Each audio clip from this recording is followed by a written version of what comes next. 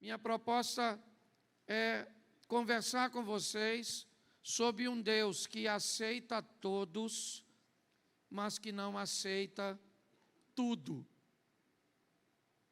Um Deus que deseja receber pessoas, mas que as pessoas cujas quais serão recebidas precisam entender que o Evangelho requer dela um reposicionamento, uma recolocação. As coisas estão ficando meio bagunçadas nas igrejas, porque as pessoas chegam muitas vezes e dizem o que concorda e o que não concorda, o que é exposto pela Bíblia. E esse é um grande desafio, porque me parece que as pessoas estão desejando que Deus aceite tudo, e Deus não aceita tudo, Ele aceita todos, e é bem diferente. Então essa é uma narrativa que a minha proposta quer mostrar aos vencedores, aqueles que buscam a sua vitória, e que ela pode vir muitas vezes de sua fé, ela pode muitas vezes vir de sua obediência, porque às vezes a sua obediência pode até conduzir você a lugares que a tua fé não te levaria. E as suas obras, as suas ações, as suas escolhas. Então esse é um texto que vai mostrar a importância, Mateus 22, do 1 ao 14. Coloca, por favor. Então Jesus, tomando a palavra, tornou a falar-lhes em parábolas, dizendo: o reino dos céus é semelhante a um certo rei, que celebrou as bodas de seu filho, e enviou os seus servos a chamar os convidados para as bodas, e esses não quiseram vir. Depois enviou outros servos, dizendo: dizei aos convidados, eis que eu tenho o meu jantar preparado, os meus bois e cevados já mortos, e tudo já pronto, vinde às bodas. Eles, porém, não fazendo caso, foram um para o seu campo, outro para o seu tráfico, e outros, apoderando-se dos servos, os ultrajaram e mataram. E o rei, tendo notícia disso, encolerizou-se e, enviando os seus exércitos, destruiu aqueles homicidas e incendiou a sua cidade. Então, diz aos servos: as bodas, na verdade, estão preparadas, mas os convidados não eram dignos. E depois, as saídas dos caminhos, e convidai para as bodas todos os que encontrardes. E os servos, saindo pelos caminhos, ajuntaram todos quanto encontraram, tanto maus como bons. E a festa nupcial foi cheia de convidados. E o rei, entrando para ver os convidados, viu ali um homem que não estava trajado com vestes de núpcias. Disse-lhe: amigo, como entraste aqui, não tendo veste nupcial? E ele emudeceu. Disse então o rei aos servos: amarrai-o de pés e mãos, levai-o, lançai-o nas trevas exteriores, ali haverá pranto e ranger de dente, porque muitos são chamados, mas poucos escolhidos. Feche os seus olhos. Senhor nosso Deus e Pai, em nome de Jesus, eis aqui a Tua palavra. Continua falando conosco e usa-me como um canal de bênção nessa hora. Pelo poder do nome de Jesus, fala conosco. E fala conosco não aquilo que queremos ouvir, pois isso é muito pouco. Fala conosco aquilo que precisamos ouvir. Usa-me, ó Deus, em nome de Jesus. Você pode dizer amém? Dentre tantas as comparações que Jesus fez exposição sobre o reino de Deus. Essa é uma das histórias bem interessantes, narrada por Jesus. Jesus vai comparar a salvação, o reino de Deus, como uma festa de casamento. E ele diz que o filho do rei vai se casar. E o rei, então, prepara toda uma estrutura para receber os convidados de seu filho. O rei manda convidar as pessoas especiais, ou pelo menos que eram consideradas especiais. Me parece que essa é a colocação do povo formado por Abrão, aquele povo que Deus está querendo salvar desde de quando buscou um concerto com Adão, deu a oportunidade de Noé construir uma arca para salvar algumas pessoas. Mas agora, Deus está dando uma amplitude a tudo isso. E esse povo é um povo que Deus formou, mas o texto diz que esse povo não quer ir. Esse povo, ele não quer entrar. Esse povo não atendeu o chamado. E o chamado, me parece, tem muito a ver com a obediência do povo no Velho Testamento, de um Deus que quer salvar, de um Deus que está sempre buscando alcançar pessoas. Mas esse povo, ele rejeitou. E pior do que isso, começou a perseguir e a matar os mensageiros. Começou a criar problemas para aqueles que levavam uma palavra de alinhamento, aqueles que confrontavam as pessoas com o pecado, seja ele da idolatria, da imoralidade, ou de qualquer outro pecado que o afastasse de Deus. Eu não sei se você reparou, mas numa das colocações no texto, diz que esses mensageiros foram ultrajados e mortos por aqueles que não estavam desejando ouvir as palavras corretivas. Expor o pecado, expor a negligência, se tornou algo tão ofensivo que estava dando direito ao pecador de matar o mensageiro. E o texto diz então que o rei se encolerizou. E aí não interessa se seriam filisteus, babilônicos, assírios, persas, romanos, não interessa. O texto diz que o fogo vai ser tacado na cidade, a cidade vai ser destruída, e me parece que ele faz essa colocação também olhando para o Velho Testamento. E depois disso a mensagem muda. Os servos agora são chamados a ir pelas ruas. E agora os convidados, eles são bons, eles são maus. Os critérios para os convidados, me parecem, é apenas, eu quero participar da festa. A comida já está na mesa, a bebida já está pronta. Então venham para o casamento de meu filho. O verso 9 diz: ide, pois, as saídas dos caminhos, e convidai para o casamento, para as bodas, a todos quanto os encontrarem. Saindo os servos pelo caminho, ajuntaram todos, preste atenção, todos. Está dizendo aqui, se eles eram bons, se eles eram maus, todos estavam convidados para a festa.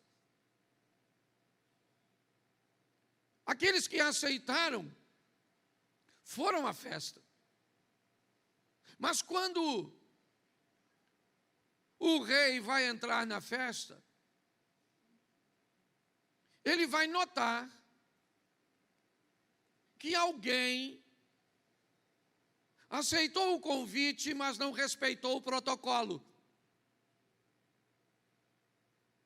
Alguém desejou ir na festa, mas não se preocupou com suas vestes. Achou que ele poderia ser alguém diferenciado dos outros e que seria tolerado. O convite foi feito, é verdade. O indivíduo iria se quisesse, é verdade. Haveria um livre-arbítrio ao convidado de comparecer à festa ou não. Mas a roupa cuja qual o convidado deveria aparecer na festa seria as vestes de núpcias. E havia um indivíduo que não estava vestido. Um indivíduo, ele entrou na festa do jeito que ele queria entrar. Ele foi do jeito que ele achou. Já que estão me convidando, tem que me receber do jeito que eu quiser ir. Já que estão me chamando, a minha presença deve sobrepor a todos os protocolos. E aí Jesus disse que o rei vai até ele. Ele faz uma pergunta a ele: amigo, como é que você conseguiu entrar aqui sem as vestes de núpcias? Como é que você conseguiu entrar na festa do meu filho desse jeito? O texto diz que o convidado não tem o que dizer, o que indica que ele teria acesso à veste de núpcias. Ele não estava com a roupa inadequada porque não tinha o que colocar. Ele não estava com a postura incorreta porque ele não tinha como estar da forma certa. Ele simplesmente não quis. Foi uma opção dele. Ele estava diferente de todos. E era fácil de identificá-lo, pelo menos como Jesus está dizendo aqui. Era só olhar para a roupa dele. E pela roupa dele já sabia que ele não estava no padrão exigido por protocolo do casamento. Então Jesus chama os servos e diz para eles: pega esse cara aí, ó. Quem era ele? Era um dos convidados. Ele foi convidado. Mas Jesus diz: faz o seguinte, amarra ele, pega ele e joga lá fora. Põe ele para fora do casamento do meu filho, tá certo? E lá fora vai ter clamor e ranger de dente.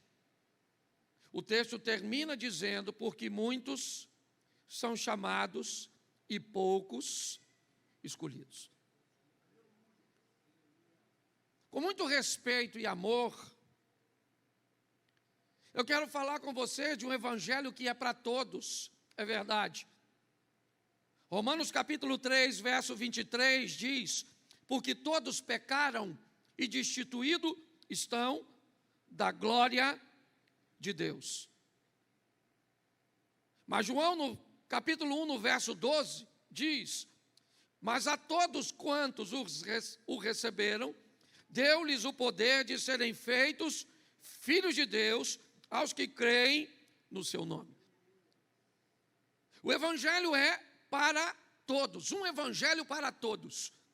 Ele é para pobre, para rico, ele é para hétero, ele é para homo, ele é para o brasileiro, certo? Ou para o latino-americano, ele é para o africano, ele é para o asiático, ele é para o culto, ele é para o indouto.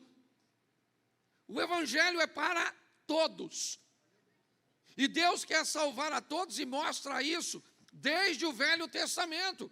Mesmo com um povo escolhido, nós já temos espasmos, Nós já temos indício de um Deus que entra com Abraão no Egito e que sai com Agar,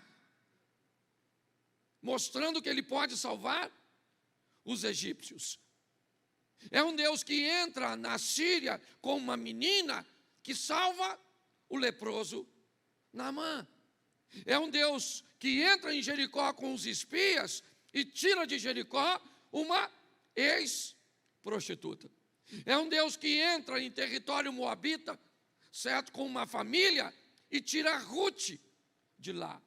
Quer ir para o Novo Testamento? Vamos lá, que tira o violento Paulo, que as pessoas tinham medo de ter com ele, e de introduz ele na salvação. Quebra o paradigma de Pedro para salvar Cornélio. E é assim que Deus está fazendo. Entra na casa do Zaqueu, que as pessoas achavam que não mereceria. Mas é muito importante olharmos que a Raabe só foi prostituta antes de andar com Deus. Que o Paulo só foi esse sanguinário antes de ter um encontro com Cristo. Porque depois que a palavra de Deus entra, ela é para todos, mas não tolera tudo. E é muito importante nós olharmos isso de uma forma muito madura, porque hoje alguns discursos estão distorcendo um pouco isso. Estão querendo dizer que Deus não ama a todos.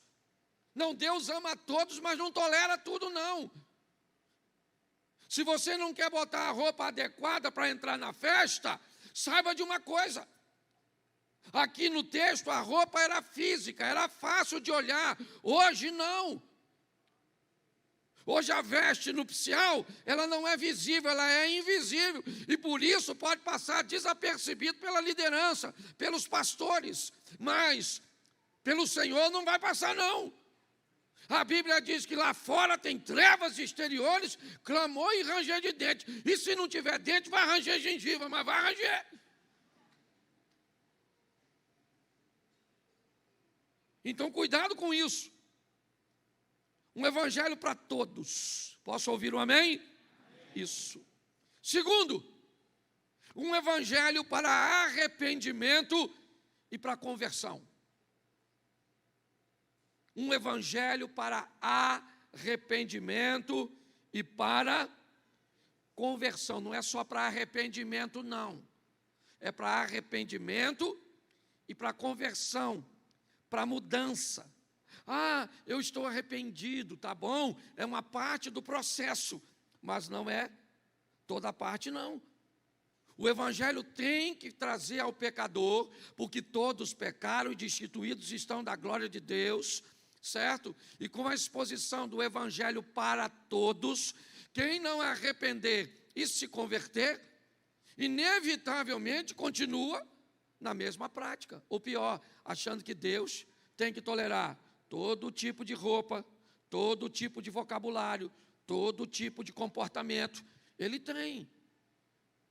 Porque Deus é amor. Tá certo? Deus é amor, sim ou não? Sim, mas essa mensagem está incompleta. Ele é amor, mas ele é justiça. Ele é amor, mas ele é fogo consumidor. Então, cuidado com a informação pela metade. Um evangelho para arrependimento e conversão. Vamos lá, Atos dos Apóstolos, capítulo 3, verso 19. Atos 3, 19. Coloca para mim, por favor. Arrependei-vos, pois, e convertei-vos, para que sejam apagados os vossos, e venham assim os tempos do refrigério, pela presença do, isso, arrependimento e conversão. Ah, pastor, eu sei que o que eu faço é errado. Tá bom. Eu sei que não está certo. Eu faço e eu me arrependo. Beleza. Mas não converte, não? É só fez e arrepende, fez e arrepende, fez e arrepende. E aí, como é que funciona? Então o evangelho é para trazer mudança, porque a hora que o rei chegar na festa, maluco, a casa vai cair. Pega a visão, fiel. Que a hora que você estiver diante do trono lá, é assim mesmo, irmão.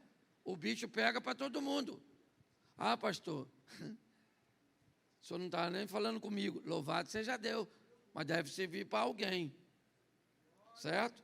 Arrependimento e isso, tem que converter, não é só arrepender, não.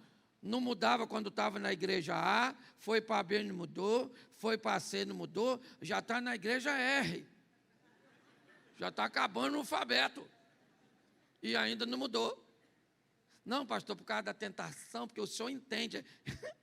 Eu entendo. Eu entendo. O negócio é que eu entender ou não entender, não muda nada, maluco. Todo mundo vai passar, eu já cansei de falar aqui. Todo joelho se dobrará, toda língua confessará, todo olho verá. Saiba de uma coisa, se você for para o inferno, você vai lembrar desse culto de hoje. E antes de ir para o inferno, vai ter que dar uma passadinha no céu, porque a Bíblia diz que todo olho verá. E quem é que vai estar lá sentado do lado de Deus? O noivo, Jesus. E o dono da festa, Deus. E quem é que vem? Você. Aí vieram alguns na sua frente, e você está só olhando para ver o que vai acontecer. Aí o que estava na sua frente, Jesus fez assim, ó.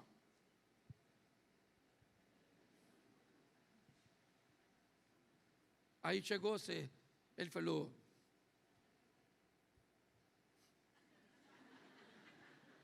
você não, você lá no final do corredor, trouxe uma roupa fresquinha, que lá está quente, o Satanás. Mas é verdade. Esse negócio de super graça, que Deus vai passar por cima de tudo. O evangelho é para arrepender. Para arrepender, isso. Romanos 6,4, coloca na tela. Está demorando um pouquinho, porque eu não passei os textos antes. Vamos lá, isso. De sorte que fomos sepultados com ele na morte, para que como Cristo foi ressuscitado dentre os, pela glória do Pai, assim andemos nós também em novidade de isso. Vida velha passou. Agora todo mundo que vê você sabe que você está sob nova administração. Conheceu fulano? Isso aí. Não era fácil não, hein?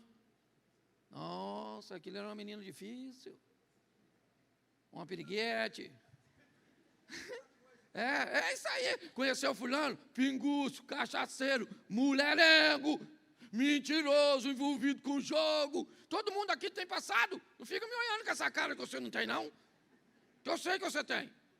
Certo? Aí Jesus entrou. Você continua fumando? Sim ou não? Bebendo? Jogando? Se prostituindo? Então, novidade de... Mas tem uns irmãos que entram na igreja, que Deus só quer o coração. Pensa que Deus é cardiologista. Não, porque Deus só quer o meu filho. Lá para o inferno, sem notar. Novidade de vida. É muito legal quando você encontra alguém que te conhecia no passado. E que às vezes encontra contigo e começa a conversar contigo e diz: o que aconteceu com você? Você está mudado.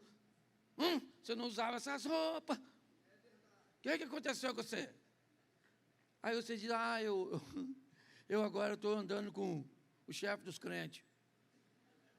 Jesus: sabia. Não bebe mais? Bebo não. Pego só a sua mulher, nem ela. Está tão ruim que eu não estou pegando nada. É na verdade. Você está rindo de tu. Mas é verdade, sabe? Quando as pessoas olham, e elas olham para você e descobrem que agora você vive um outro estilo de...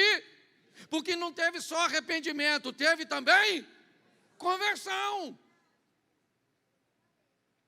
Entendeu? E quem decide se converter é você. É você que fala para você mesmo: eu sem vergonha. Olha no espelho e conversa com você. Fala: olha, você quer me levar para o inferno. Eu já falei isso com assim, já. Falei, você, Cláudio, você não vale nada não. Você quer levar eu para o inferno. Mas eu não vou, você vai sozinho. Eu não vou. Eu já conversei muito, porque eu já tive uma vida muito pior do que tenho hoje. Hoje eu ando com tanto atarefado que eu estou até sem tempo de pecar. Hoje eu estou na igreja desde cedo. Às vezes o pecado vem, eu falo, volta outra hora. Porque eu estou ocupadinho aqui, não dá não. Meu filho Caio falou, pai, só de você falar isso já está pecando. Não estou aqui para julgar ninguém não, mas a verdade é essa. Um evangelho que não pede de você conversão, que não pede de você arrependimento, não é evangelho. Então o evangelho expõe você a ouvir coisas que não lhe são agradáveis, mas são importantes para a conservação da sua alma. Só que hoje, muito membro de igreja virou cliente. Não pode falar. Você vai falar que eu vou para o inferno? Então eu não trago mais minha oferta. Eu vou até para o inferno, mas vou com a minha oferta. Então é um grande desafio.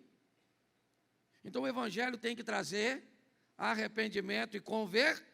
Terceiro, um evangelho sobre o amor de Deus e sobre o cuidado com o próximo. Isso é muito sério. Amor a Deus, cuidado com o próximo. É assim que funciona. Mateus 22, verso 39 e 40. Coloca, por favor.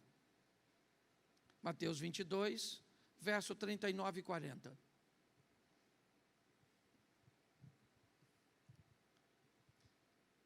E o segundo, deixa eu pegar aqui. Volta no 37, que aí vai ficar mais.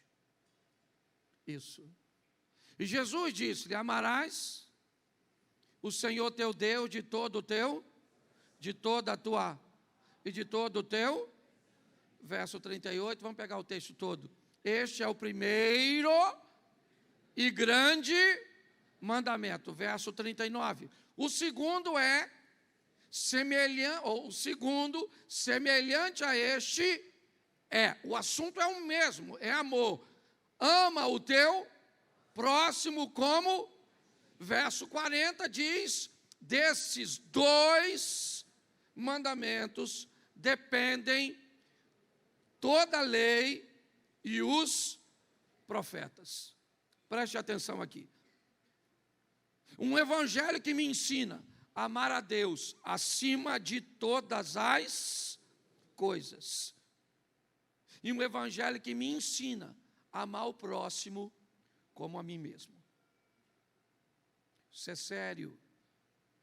Desses dois temas, ama a Deus e ama ao próximo, dependem, certo? A lei e os profetas. Bom, isso me despertou numa crítica política, e eu não quero falar de política, mas me despertou numa crítica política que eu achei muito pertinente. Alguém estava usando o meu nome para falar do meu apoio ao ambiente de direita. E aí alguém perguntou o que a Bíblia falava sobre nós falarmos que há na esquerda um desejo e um propósito de destruir alguns valores familiares. E aí o indivíduo que foi avaliar a minha fala, ele disse assim, em parte está certo, em parte não. Porque o trabalho que a esquerda deseja realizar com assistencialismo e com cuidado com os pobres, certo? É muito importante. Muito maior do que o que a direita faz, no sentido político. Mas se for olhar pelos valores conservadores de família, pode-se achar que olhar para essa destruição de valores é algo que a Bíblia também condenava. Porém, o amor e a ajuda aos pobres se sobrepõe a tudo isso. Em tese os crentes estão muito preocupados com valores morais, mas estão totalmente despreocupados com ajudar os necessitados. E talvez isso seja uma verdade, eu não estou aqui para defender isso. Eu só queria colocar isso de uma forma para nós aqui, bem esclarecida. E preste atenção o que diz Gênesis 1:1. Bota na tela. Gênesis 1:1. No princípio criou Deus céus e a terra. Esse é o primeiro versículo da Bíblia. Capítulo 1, verso 1. Ele dá uma direção que todo crente deveria saber, que nós lemos em Mateus: amai a Deus sobre todas as coisas e o próximo como a ti mesmo. Esse texto diz: os céus sempre virão primeiro. No princípio criou Deus os céus e a terra. O céu sempre virá primeiro. Goste as pessoas ou não, concorde ou não, tá certo? É importante entendermos isso. Vamos lá? Mateus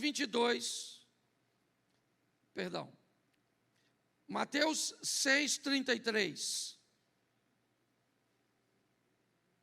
Mateus 6:33. Mas buscai primeiro o reino de Deus e a sua, e todas essas coisas vos serão. Depois você vai lá ver o que todas essas coisas são. Elas estão relacionadas com comida, com vestimenta, com uma série de fatores. Quer ir para Marcos 8:36? Vamos lá. Marcos 8:36. Pois o que aproveitaria o homem ganhar todo mundo e perder a sua? Então preste atenção, volto aqui, porque o assunto vale o debate. Nós temos que amar a Deus e ajudar o próximo. Parábola do bom samaritano. Quem é o próximo? Não interessa, é a pessoa que aparece na sua frente pedindo de você ou tendo algo que você pode fazer por ela. Pode ser um abraço, um dinheiro, uma oferta, o que quer que seja. Uma coisa é certa: as coisas deste mundo, ou seja, é importantíssimo nos preocuparmos com comida, com toda a parte de assistencialismo. Mas a Bíblia diz que o homem precisa valorizar uma coisa mais que tudo: o reino de Deus, o Senhor. Amar a Deus acima de todas as coisas. Mas vale o alerta para você. Vale o alerta para você que pode ajudar e não ajuda ninguém. Vale um alerta para você que, se está bom para você, parece que está bom para todo mundo. Você cuida da sua vida, certo? Seja maduro o suficiente para entender que você não pode mudar o mundo inteiro. Não dá para ajudar todo mundo. Agora saiba de uma coisa: a vida sabe o que você pode fazer e sabe o recurso que você tem, que você pode disponibilizar para servir alguém.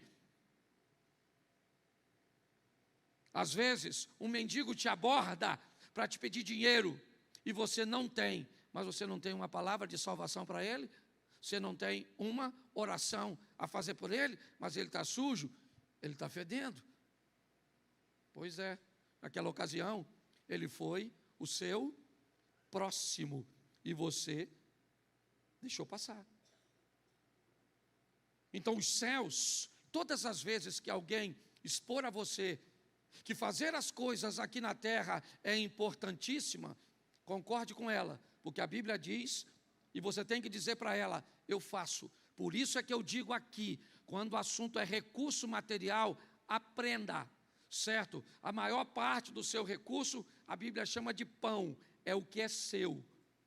Pão é seu, você dá para os outros se você quiser. Segunda parte do que vem para a sua mão é oferta, é investimento no reino de Deus. É o que a Bíblia vai chamar de semente.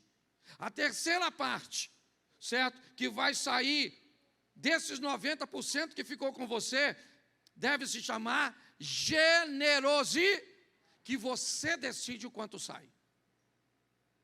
Você quer alinhar a sua vida econômica? Coloca aí, meu irmão. Semente, pão e generosidade. Ninguém, escuta o que eu estou lhe falando, porque Deus não mente. Ninguém que coloca, certo, sua vida financeira dentro dessas 3 linhas, certo, passa necessidade. Pode viver o milagre de Deus chegando, mas na maioria das vezes vive a bem-aventurança. E quem não faz pode morrer cheio de dinheiro, mas vai ouvir do pai do noivo: como é que você entrou aqui? Bota para fora. É assim que funciona. Então o evangelho que nos ensina a amar, e ele começa a alinhar a nossa vida, porque isso faz um alinhamento. Você pega uma pessoa, certo, que entendeu que todos é diferente de tudo. Então essas pessoas foram alcançadas por fazer parte do todos, mas descobriu que quando chegarem aqui não pode tudo. Então, vagarosamente, num tempo dela, ouvindo a palavra, elas foram se libertando, foram mudando, foram crescendo, foram amadurecendo e foram se libertando dessas situações. Por quê? Porque encontraram o evangelho. Que evangelho? Não o evangelho do pode tudo, não o evangelho de não pode nada, não um aprisionamento, nem um ambiente de libertação descabida, mas um evangelho coerente, que te apresenta uma linha de arrependimento e que te dá o direito de tentar entrar na festa, ou com a veste certa, ou com a que você quiser. A Bíblia só está dizendo que se entrar com a errada, vai ter que sair. É assim que funciona. Um evangelho que nos expõe ao amor a Deus sobre todas as coisas e o amor ao próximo. Porque, preste atenção, o alinhamento tem que ser fé, obediência e obras. Então, preste atenção. Eu tenho fé, eu creio, eu faço, eu realizo. Então tá bom, parece que está certo, né? Então eu tenho fé, eu creio em Deus e eu também realizo. Mas a pergunta é, eu obedeço para realizar ou eu faço do jeito que eu quiser? Então eu ajudo do jeito que eu quiser, eu faço do jeito que eu achar certo, eu vou quando eu quero, eu faço, é só assim. O que eu estou falando comigo e com vocês é um alinhamento, eu creio, eu obedeço, eu faço. Isso cria um alinhamento entre o céu e você. Faz com que as coisas conspirem a seu favor. Mas, para fechar, esse é um texto, são textos agressivos, mas eu fecho aqui com 3 textos que algumas pessoas não vão gostar, mas depois você avalia. Apocalipse 22:15. Apocalipse 22, ficarão de fora os cães. Essa palavra tem muito a ver, basicamente, com tudo que está aqui. Tá certo? Essa expressão cães, ela fala das pessoas que não têm conceitos morais, certo? E que não quiseram mudar de vida, né? Aplicando assim. Então ficarão de fora os cães, os feiticeiros, os que se prostituem, os assassinos, os homicidas, os idólatras e qualquer que ama e comete a mentira. Apocalipse 21, 8. Mas quanto aos tímidos, aos medrosos, aos covardes, aqueles que têm dificuldade de se posicionar, aqueles que têm vergonha de dizer que são servos de Deus em ambiente público, a Bíblia diz: se você se envergonha dele, ele vai se envergonhar de você. Mas quanto aos tímidos, aos incrédulos, aos abomináveis, aos homicidas, aos fornicadores, aos feiticeiros, aos idólatras e a todos os mentirosos, a sua parte será no lago que arde com fogo e enxofre, o que é a segunda morte. A primeira carta aos Coríntios, capítulo 6, verso 10. 1 Coríntios, capítulo 6, verso 10. Nem os ladrões, nem os avarentos, nem os bêbados, nem os maldizentes, nem os roubadores herdarão o reino de Deus. Troca de tradução para mim, por favor. Se tiver alguma outra, bota aí esse versículo em outra tradução. Ok. Legal. Não vale a pena mexer, não. Mas esse texto não é assim. Ok? Depois você dá uma olhadinha numa Bíblia mais fiel e você vai descobrir que mexeram já nesse texto. Eu confesso a você que eu não tinha notado, tá certo? Mas está tudo certo aqui. A minha proposta é só mostrar à igreja que não vai entrar todo mundo. E quem define o parâmetro para se entrar não sou eu, porque se fosse, você pode ter certeza que tem algumas pessoas que não entrariam. E tem outras pessoas que eu não deixaria de fora. Mas é muito importante nesses dias nós olharmos para as nossas vestes. Porque Jesus vai retornar para buscar a sua igreja. E quem decide com a veste que vai, ela sou eu e você. E essa veste não é uma fantasia de carnaval, que pode custar 40, 60, 80, até mesmo 100 mil reais para se desfilar. Essa roupa não se compra com dinheiro. Essa roupa se compra com postura. E eu, como pastor, talvez tenha um medo maior do que o de vocês, um receio maior do que o de vocês,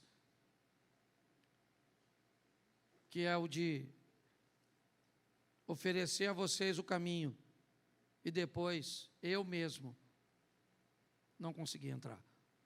Por isso eu concordo com o apóstolo Paulo, dos pecadores. Eu me considero o maior, o primeiro. Não banalize seu relacionamento com Deus. Alinhe sua vida. Você começou a fazer uma campanha hoje, ou está fazendo uma campanha extraordinária. Você viu o Tony perguntando aqui o nível de pessoas que já receberam. Mas quer que as coisas tomem um rumo diferente? Alinha. Alinha as suas ações, a fé e a obediência. E você vai ver como você vai notar que parece que tudo está conspirando a seu favor. É assim que funciona. As coisas começam a tomar uma conotação diferente. Eu sei que você quer vencer. Eu também quero. E o que eu puder fazer para ajudar você nisso, essa é a minha função. como pastor. Só que eu não gostaria que ninguém ouvisse o ficarão de fora. Eu gostaria que todos nós ouvíssemos: vinde bendito do meu Pai, recebei por herança aquilo que está proposto, até mesmo antes da fundação do mundo. Não é fácil, mas é possível. Não é fácil, mas nós temos um auxiliador, o Espírito Santo de Deus. Fique de pé nesse momento.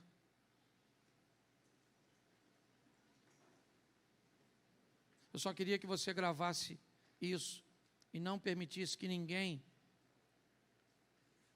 perto de você fizesse o contrário. Deus aceita todos, mas Deus não aceita. Deus aceita todos, mas Deus não aceita tudo.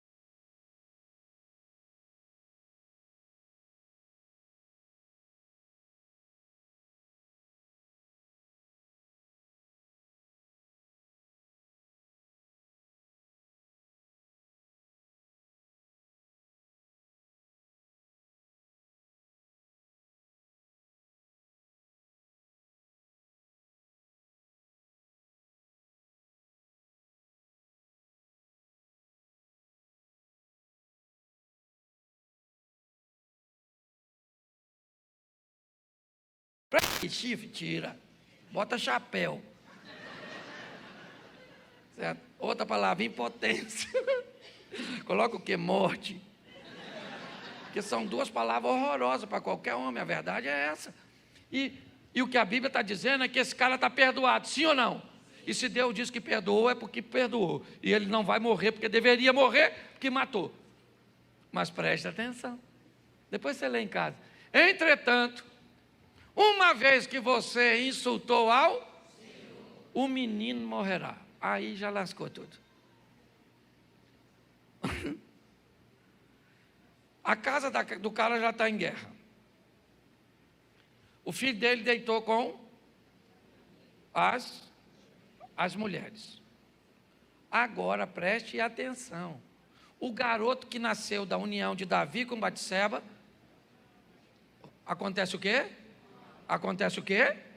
Morre.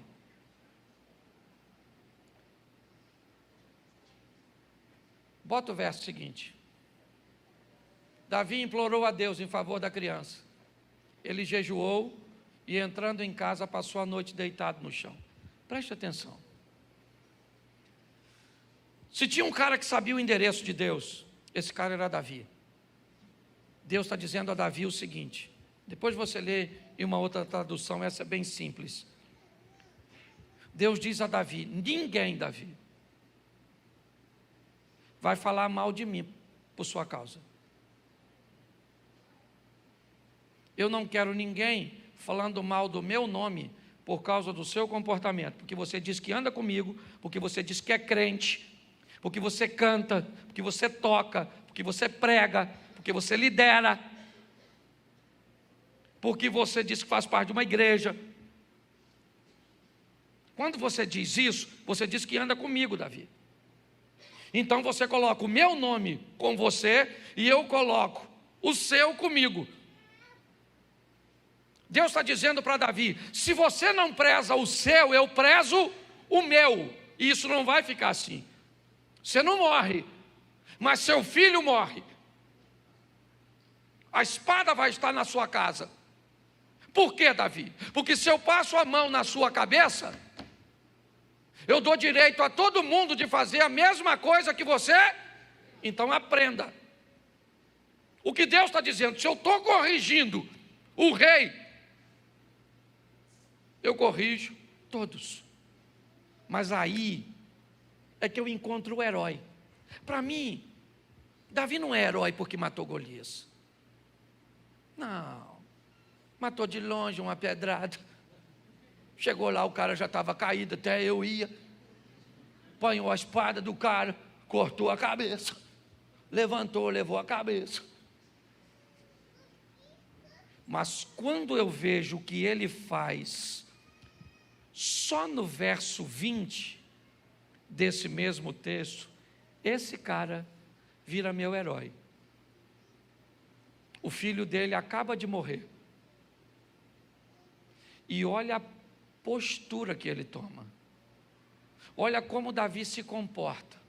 Não tem gigante, não tem profeta, não tem nada. O que tem é um menino morto. E ele sabe que o menino está morto por culpa dele. Quando Deus diz para ele, você não vai morrer, e o menino morre, o que Deus está dizendo para Davi é, esse menino morreu por sua causa, no seu lugar. Entretanto, olha o que ele faz. Eu não gosto muito dessa tradução, mas ela diz, você tem outra aí para mim? Então coloca. Isso. Então Davi se levantou, repita comigo, se levantou. Se lavou. Se ungiu. Se vestiu. Adorou. E comeu. Preste atenção. Depressão, ansiedade, estresse. Você tem problema disso? Pega esse texto. Marca ele aí. Pastor, por quê? Porque esse camarada agora tem tudo. Ele tem 7 dias que não come e não toma banho. Ele está de jejum, só está bebendo água. Ele está pedindo a Deus para salvar seu filho. No 7º dia o menino morre. E o impacto dessa notícia, ele já estava no chão, literalmente no chão, com a boca no pó. Mas agora é sua alma que corre o risco de ir para o chão. São suas emoções que correm o risco de perecer. E é nesse momento que esse cara vira valente. É nesse momento que ele recebe a força do Senhor. É nesse momento que aquele óleo que foi derramado na presença dos irmãos fazem diferença, ou faz diferença. O que eu vejo Davi ao se deitar com Batseba é um homem comum, como qualquer outro homem, enfrentando suas fraquezas, que para você pode não ser sexo, pode ser fofoca, pode não ser fofoca, pode ser dinheiro, pode não ser dinheiro, pode ser pornografia, pode não ser pornô, não sei, mas todos nós temos as nossas fraquezas. Mas quando eu olho esse camarada, tendo tudo para ficar prostrado e se levanta, ele vira meu herói. E ele se levantou. Quando? Quando disseram que o filho morreu. Mas não é agora que é a hora de chorar? Para ele não. Para Davi ele tinha que chorar, reclamar, buscar enquanto o menino está vivo. Mas se o menino morreu, se cumpriu aquilo que Deus disse que faria. Davi não esperava isso. Ele imaginou, se Deus me poupou porque eu deveria morrer, eu vou falar com ele a respeito do menino. Mas não deu certo. O menino morre, porque era o nome de Deus que está em jogo. É o nome de Deus que está em jogo. É o nome de Deus que está em jogo. É o nome de Deus que está em jogo. Quando você faz fofoca, é o nome de Deus que está em jogo. Quando você não paga os outros, é o nome de Deus que está em jogo. Quando você anda pelada, é o nome de Deus que está em jogo. Quando você posta coisa indevida, é o nome de Deus que está em jogo. Quando você faz aquilo que não deve, não é só seu nome, é o nome dele que está rolado com o seu. Jesus foi na casa desse cara. E sabe por que foi? Você sabe quem ajudou? Olha que coisa louca. Sabe quem ajudou Zaqueu ter um encontro com Jesus? Quem foi? Uma árvore, gente. Parme você. Uma árvore. Porque às vezes quem te ajudou a ouvir a palavra foi um rádio, uma televisão, um celular. É só mudar, adaptar. O Zaqueu não podia ver Jesus, mas ele estava interessadíssimo. Porque ele provavelmente queria saber quem é aquele homem que não era rico, mas era famosérrimo. E o Zaqueu sobe numa árvore e fica olhando. Sim ou não? Sim ou não? Então, presta atenção. Assim como a lepra, certo? Foi para Naamã, através da garotinha, um instrumento de transformação. Os espias foram para Raabe. E agora a árvore vai ser para Zaqueu, porque a forma que Deus vai te alcançar, ela pode ser totalmente oposta, estranha para muita gente. Esses dias eu estava fazendo um evento num teatro, num shopping em São Paulo. E o camarada tinha ido levar a esposa para fazer uma consulta, me parece, lá. Enquanto a esposa estava na consulta, né, no prédio do shopping, ele resolveu dar uma volta no shopping. Passou em frente ao teatro. Tinha uma fila grande para entrar. Ele foi lá e perguntou que filha era aquela, o que estava acontecendo. Alguém falou, vai ter um culto. E o cara que estava na fila falou assim, ó, e é de graça, é culto. Ele falou, então não estou com tempo livre mesmo, não tem nada para fazer. Se eu sou Deus, eu falo, então não entra. Assim não serve. Poxa, tinha que ser com propósito. Não, Deus falou, deixa ele. Ele entrou, sentou, o louvor cantou, eu preguei no final, ele levantou a mão e entrou só porque estava sem tempo. E Jesus deu logo uma mãozada nele. E o diabo ficou chupando o dedo. Então, cuidado com os modelos. Você está aqui, Deus está aqui, amém? E Ele quer falar com você. Como? Do jeito que Ele quiser. Às vezes não vai falar no culto todo. Na hora que você for embora, alguém te dá um abraço e Deus fala: olha eu aí te abraçando. E eu preguei aqui, o louvor cantou, todo mundo fez isso. E você nem escutou nada. Aí lá fora, num bracinho, você fala: nossa, eu já amei esse culto. Aí eu te pergunto: o que você mais gostou? A palavra? Eu falo: não, um abraço. De quem? Eu falo: não sei nem de quem é. De um desconhecido. Porque ele fala com você do jeito que ele... Aqui, ele usa uma árvore para dar condições ao pequenino Zaqueu de enxergar Jesus. E Jesus diz para ele: hoje me convém ir para a sua... Olha Jesus indo para casa. Olha que maravilha.